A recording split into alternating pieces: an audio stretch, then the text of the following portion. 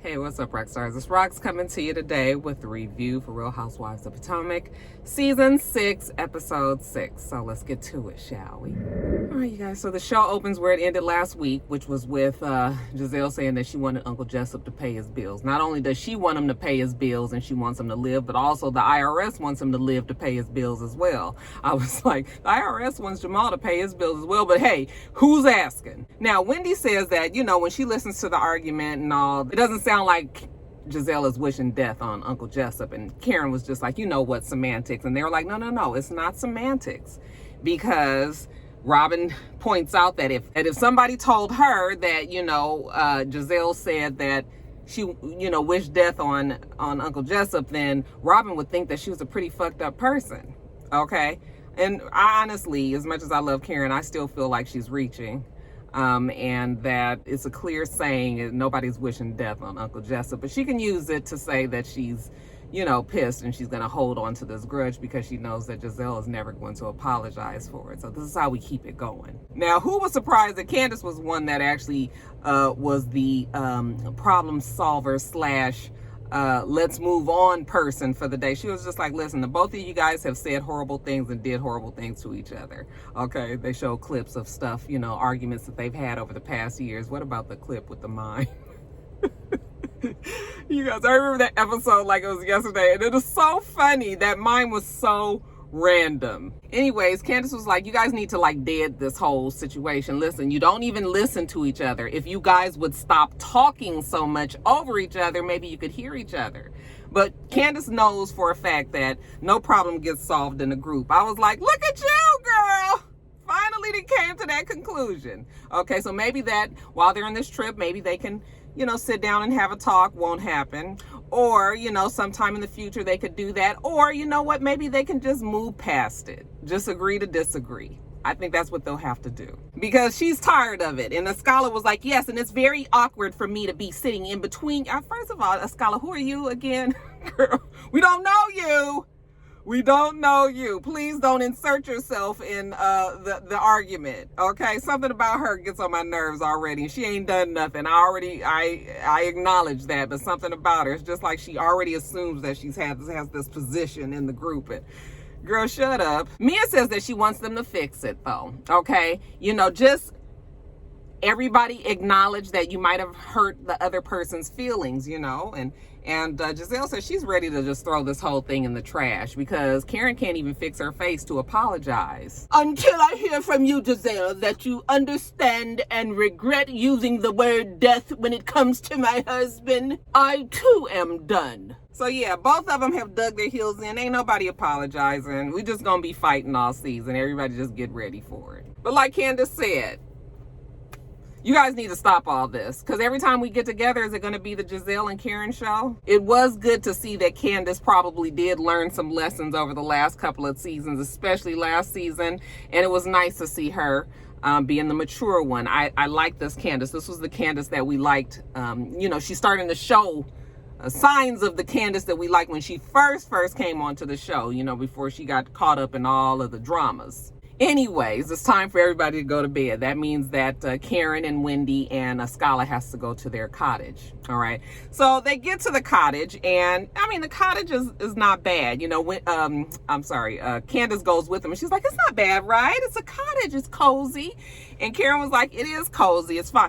It actually was fine, you guys. But when you look at the main house that everybody is in, you know, then the cottage don't look so grand. Okay, maybe you guys should have started there, dropped them off, and then moved on to the big house so that they didn't even see it, you know. But so yeah, it was a little shady that they got put in that place when, you know, I mean, it don't even have a staff. I mean, it's a little house. It's cute, you know. They got to pull their bags and shit in, you know, while over at the big house, everybody's got staff to help them pull their stuff to their room, but that's neither here nor there. Karen's fine with it. She says that she is safe from Giselle. I don't know what Giselle would do if we slept in the same house. She probably would come in my room in the middle of the night and stand over me like, apologize to me, Karen. Everybody is where they're supposed to be for the night. Everybody's calling to check in at home. Mia calls her kids. Robin calls her kids. You know, Escala calls her husband and was just like, we are in like a 3-star at best place. Again, Escala gets on my fucking nerves, but whatever, okay? Girl, you better be glad you on the trip. But fine. Hey, you guys, real fast. We see Ashley. She's at home, and she says she's in uncharted territory. You know, she's always had Dean, of course, but now she's got the new baby. And now she's got to try to figure out how she's going to do with 2 babies, both of them in diapers, one of them a toddler, you know, always crying, throwing his tantrums, you know, making sure that she feeds everybody. I mean, she's got a lot on her plate. Girl, folks do it all the time. You'll figure it out, okay?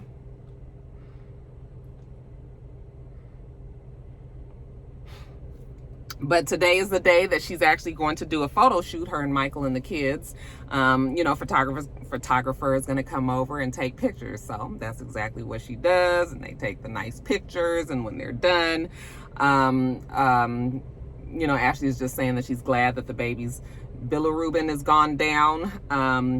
That was the same situation that Joe had. He was jaundiced. He actually was yellow like a banana, but I was so in love with him. I wasn't really in love with him, but I just was like, this is my baby and I can't leave him here at the hospital. You know, I wanted him to come home with me. And so they said, okay, you'll have to do like sun therapy. So it was the same thing. Every morning we would sit in the den at my parents' house, right in the recliner that's right next to the sliding glass door, and just let the sun just soak on him. And he actually, you know, he did fine. So that's probably the same thing that she's doing with little baby Dylan.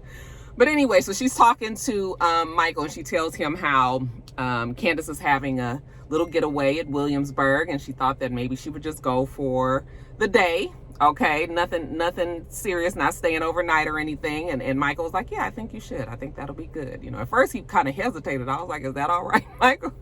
Michael said, you know what? He'll leave Dean home with the babysitter, and then he'll take little Dylan with him to work. And she was just like, how you gonna get your work done? And he's like, it's all kind of people around there that'll help me.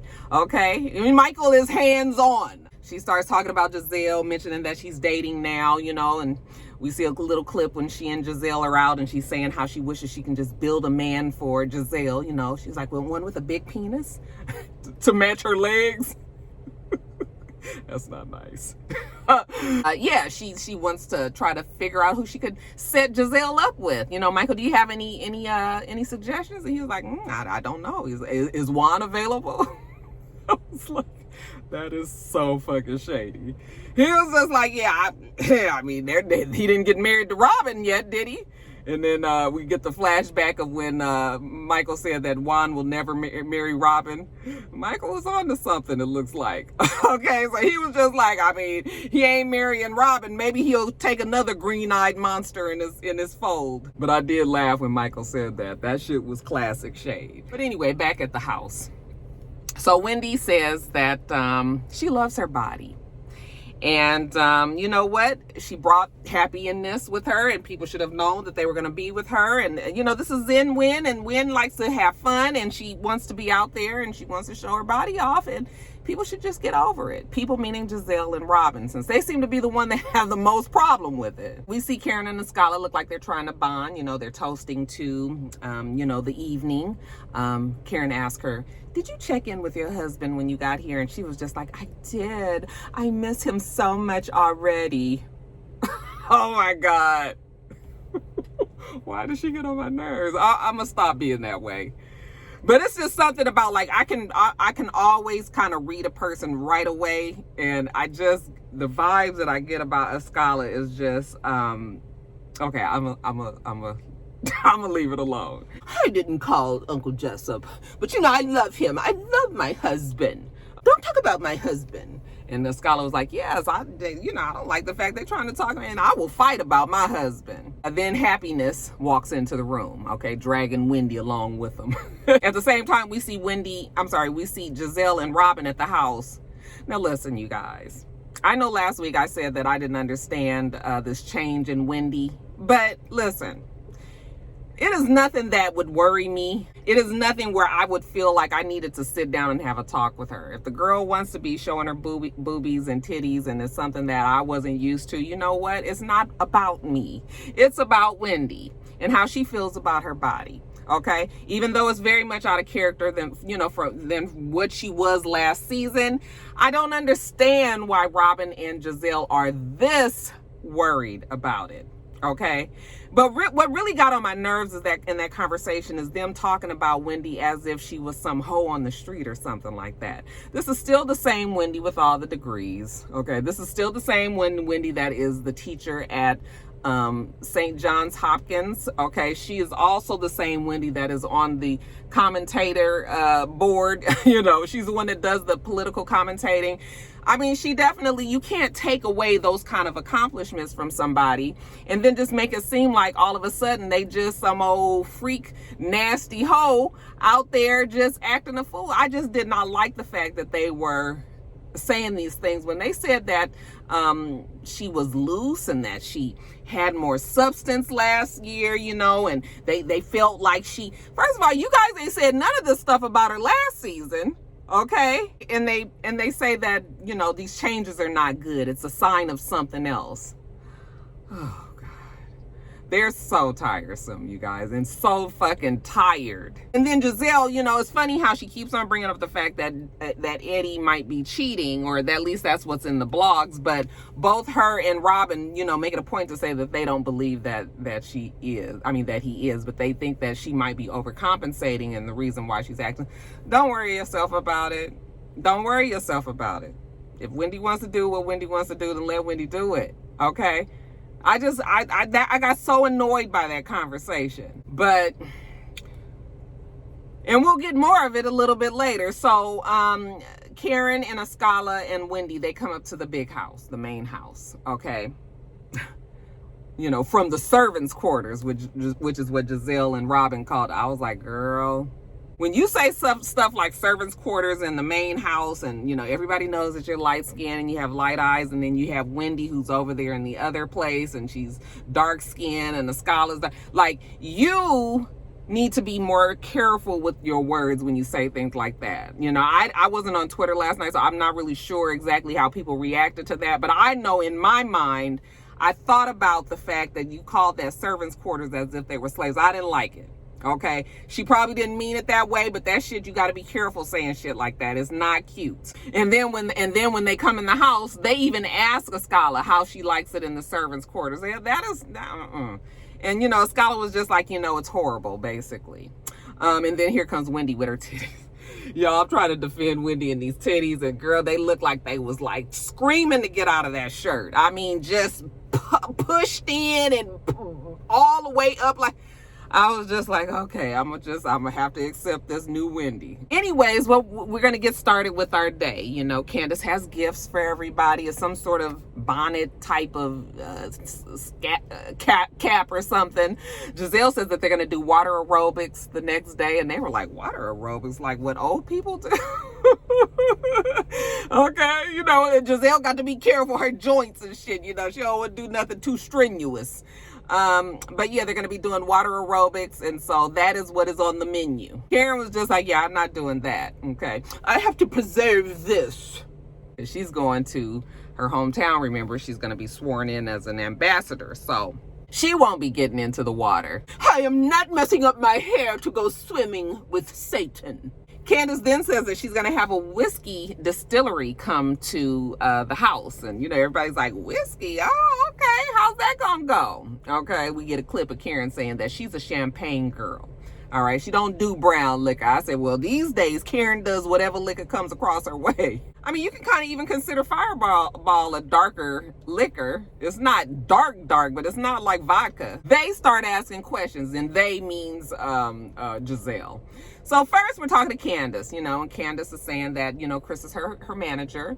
And how's that going, Candace? And Candace says, actually, it's going very well. He pushes me to do things that, I probably wouldn't do on my own. He believes in me when I don't believe in myself. She was just like, he's exactly what she needs. And do you pay him?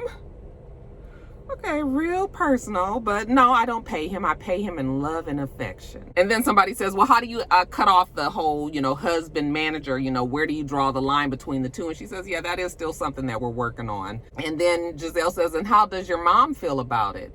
Well, you know that Dot was not going to like it. Giselle asked that question on purpose. She was just like, well, she doesn't like it. But here's the thing.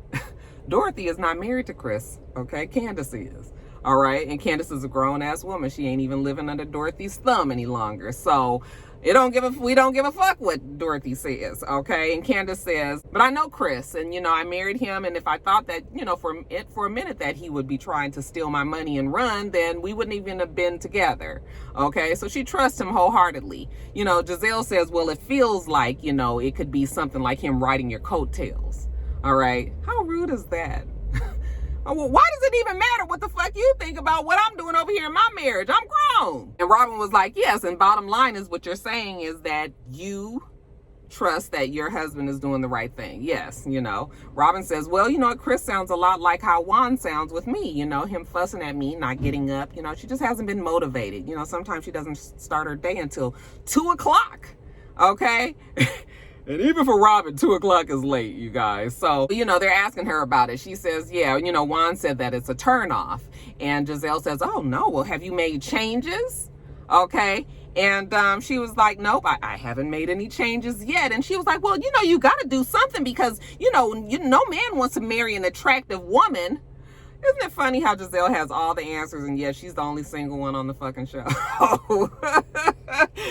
mean, just got all of the answers, okay? It's always that one bitch. Giselle says, well, maybe that's what's holding the marriage off, all right? And everybody's just sort of kind of looking like, oh, are you even attacking your bestie on the show? When my friends are going through something and they're down, I try to lift them up. Giselle, on the other hand, kicks them down an inch deeper into the ground. Giselle needs to attack others because it deflects others from asking her questions about her own relationships. And no one is off limits, including Robin. So then a scholar jumps in and she says, what, it sounds like you might be depressed. Like I've been through depression before and that kind of sounds like depression to me. And Robin admits that she probably does have like seasonal depression, but now that it's spring, let's see how she starts to feel now. Karen's just like, well, we've all been there. You're not doing anything, you're not facing anything that, many of us haven't faced in the past before. It just kind of happens sometimes, okay? So then we get off Robin and now we gonna move on to Wendy. And this is the conversation that really got on my nerves. It's one thing to talk about somebody behind their back, but when you have enough umption and gall and nerve to actually say to this woman's face that something about you is off, okay, that this new titties and boob, this new Zen win, we don't like it, okay, last year you were, educated and, you had substance and now this year you're loose,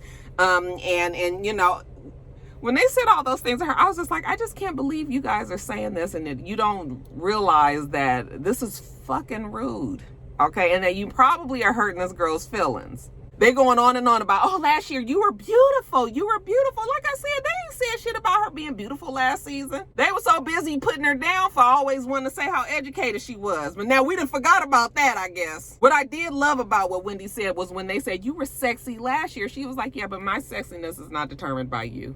Okay. So it's all about what I felt. And, if I get this addition, so what you're saying is just because I got my body done, that now all of a sudden I don't have any substance, that, I'm loose. No, I'm still a fucking professor. I'm still a commentator. I just like to twerk. What the fuck is wrong with that? So here comes Robin with the question. So is this body more about confidence? And Karen has finally had enough. Wendy, do not defend yourself to do something for yourself. Exactly. I don't have to explain to you why I did whatever I want to do. Okay, I showed you guys my body. I'm proud of it. I spent a lot of money on it. Okay, and that really should be that. The fact that I got my titties pressed out, smashed up and pushed up. I mean, really, does that do anything differently for your day? Is that changing the course of your life Why the fuck you worried about it? Giselle says, well, she's doing all this because she just felt like Wendy was coming for Mia's neck, and it just seemed kind of out of character for her. You know, it didn't make any sense why she was doing what she was doing. And Giselle feels like that was a cover-up for something else deeper that's going on. Just whatever. Skylar was like, well, you're asking all these questions about everything. You know what, Giselle, what's going on with you? Are you in a relationship? And then Giselle has the nerve to say, yeah, I don't want to discuss that, with her being in the room. And I was just like, now you done been up in Candace's shit. You done been up in Wendy's shit. You done been up in Robin's shit. You done talked bad about Karen. You done ran the whole gamut at this table, but you mean to tell me that you can't say shit about what you got going on in your life? See, that's the thing with Giselle. She has the right to know everything about you, but you ain't got to know shit about her. And when she finally do want to tell you, you can't say nothing about it. And she want a damn apology every damn time you turn around. Karen said the exact same thing. Giselle, you want to have your opinion and you want to have your say about things in our lives. You're very, very deeply involved. But then when it comes to somebody asking you something about your life and your situation, and you're very defensive, and then you come and you attack. Giselle was like, that's not true, Karen. It's very much true. It's very much true, Giselle. How can you just sit at that table with all that you just asked and then say that what Karen just said is not true? You haven't given up any information on what's going on with you, but you know everybody else's shit. Giselle, you are a stalker, and I live rent-free in your brain. Giselle was like, whoever gave you that little slogan, you can take it back. Okay, but Giselle, you are awfully worried about Karen. Girl, you awfully worried about Karen. You awfully worried about Wendy. Okay, you awfully worried about Candace.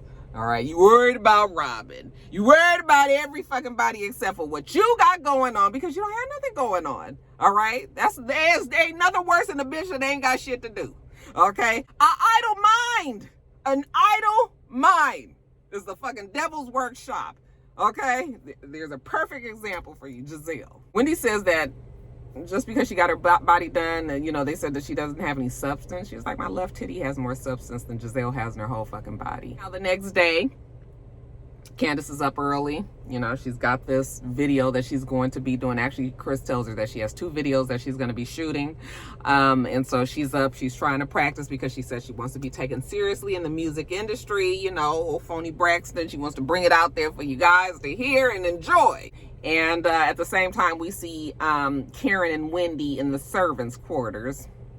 They're having a conversation. Wendy has on a very understated, little bralette, long pants, robe. All right. And Karen was just like, how did you sleep last night? And Wendy said she didn't sleep well. She's just kind of worried about her kids, wondering, how they're doing. And then Karen was just like, what is this that you have on? You're very much covered up. Are you covered up because of what happened yesterday? Because if you are, then you need to go and change. Why are you dressed like that? You're going to a pool. And Wendy says, no, I just want to do breakfast like this. She has something that she's going to wear to the pool later. Wendy, I just want to say that you did not deserve the attack of the line of questioning that they were asking you last night. That pretty much, in my opinion, was an attack. It very much was. Fact of the matter is, you're twerking because you can, because you want to. Giselle has been wiggling her fat puss in our face for 5 years, and the point that I'm trying to make is we all do it. Just because you're doing this now doesn't mean that anybody else hasn't been feeling themselves in the past, okay? So don't even let Giselle worry you to death about it. But Wendy did say that she was hurt. I would have been hurt too, okay, with the shit that they were saying to her. That shit was not right. It was not cool. It was full-blown bullying. And even Wendy was taken aback because you see how she had all these quick comebacks from Mia. She didn't really have it for Giselle and them. I mean, she was able to express herself very clearly, but it was more from a hurt place. It wasn't all this snappy like Zen Win. This was like somebody like, damn, I've been on this fucking show with you guys. Like, I thought we was cool. And now here you guys are saying all these things about me like I'm just really like some hoe on the streets. Okay? Just because you guys don't like the fact that I got my titties out. So she actually starts crying, and Karen was just like, listen, you go in and you cry now. You do that, but you get that out of your system now. Don't you give them that. Okay, and I was like, that's exactly how I am too. Bitch, you ain't gonna show that you done got up under my fucking skin. All right, bitch, be worried all on the inside, be stressed the fuck out, be crying in the bed and all of that. But when I get in your face, you're not gonna know it. So, I just hate the way they did Wendy. It was so wrong, and it was even bad for them. Like that was, I haven't seen that kind of Giselle shit, you know, in a while. She's been so concerned with Karen that, you know, I hadn't seen her do that. But it's a reminder that girl can be gooder when she wants to. It's terrible. Her and Robin. All right, you guys, let me get off of here. Ooh, it's looking dark. Me and Mr. supposed to be going to look at some furniture, child. So let me try to get this edited and up to you guys. All right, make sure that you rate and comment under. What is the word? Make sure that you rate. And when I say rate, that means thumbs up and thumbs down. Back in the day, rate meant you could give actually stars. It was from 1 star to 5 stars, but that was a long time ago. They don't do that on YouTube no more. So when I say rate, that means thumbs up the video. Okay. Comment is self-explanatory. And of course, subscribe to the channel. All right. And everything else I do will be in the bottom bar whenever I update the description box. Okay. All right. So I hope that you have a wonderful, wonderful rest of your day. And I plan on doing the same. Till next time, rock stars. Bye.